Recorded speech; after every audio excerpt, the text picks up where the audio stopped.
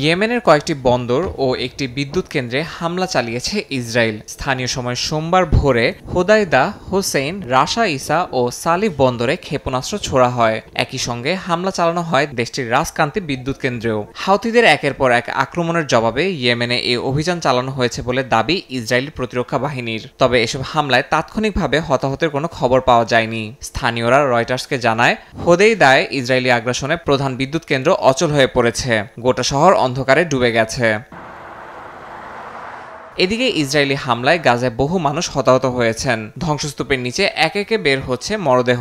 বেঁচে যাওয়ারা বলছেন, এই দৃশ্য কিয়ামতের চেয়ে কম নয়। গাজার যুদ্ধবিরতির লক্ষ্যে কাতারে শুরু হওয়া আলোচনার প্রথম পর্ব শেষ হয়েছে কোনোরকম অগ্রগতি ছাড়াই। 3 ঘন্টার বেশি সময় ধরে চলে এই পর্ব। কাতার ও মিশরের মধ্যস্থতায় বার্তা আদান প্রদান হয় হামাস ও ইসরায়েলের মধ্যে। এদিকে প্রেসিডেন্ট ট্রাম্প জানান, এই সপ্তাহেই হতে পারে বন্দি মুক্তি ও যুদ্ধবিরতির সমন্বিত চুক্তি। এরই মধ্যে যুক্তরাষ্ট্রে মার্কিন প্রেসিডেন্টের সঙ্গে বৈঠক করতে যাচ্ছেন নেতানিয়াহু। হোয়াইট হাউসে ট্রাম্পের সঙ্গে বৈঠকে গাজা পরিস্থিতি নিয়ে অগ্রগতি আসবে বলে আশাবাদী তিনি।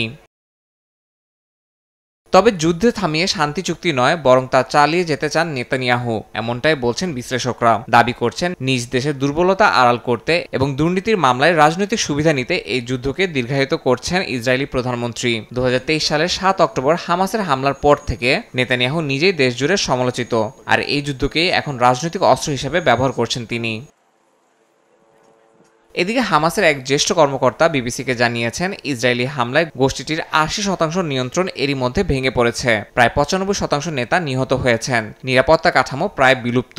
তিনি জানান, হামাস বলতে এখন কিছুই অবশিষ্ট নেই। সব দিক থেকে এখন ইসরায়েলের হাতে ক্ষমতা।